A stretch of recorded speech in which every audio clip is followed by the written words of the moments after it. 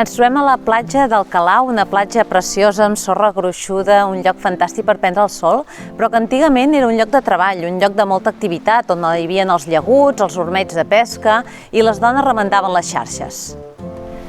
El nom de la platja, Calau, prové de Nicolau Ferrer. Nicolau, Calau, d'aquí el motiu de la família. Una família de pescadors instal·lats aquí a Calella, en aquesta platja, on tenien el salí just aquí al darrere, i eren una de les 8 famílies que tenien una parella de bous per la pesca d'arrossegament. En una Calella de 350 habitants, Nicolau era conegut com un pescador valent i molt expert.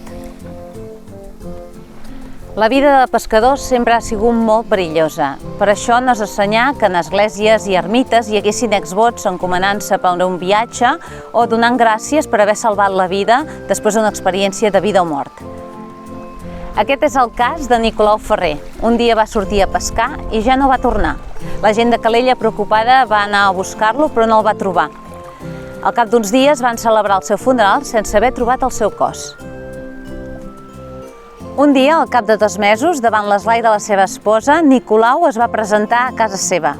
Resulta que va naufragar i va ser recollit per un vaixell que anava a Marsella i que no el podia deixar a port en aquell moment.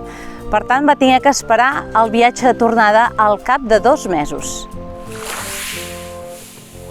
Nicolau ressuscitat serà sempre més recordat i avui tenim una platja i un carrer que porten el seu nom.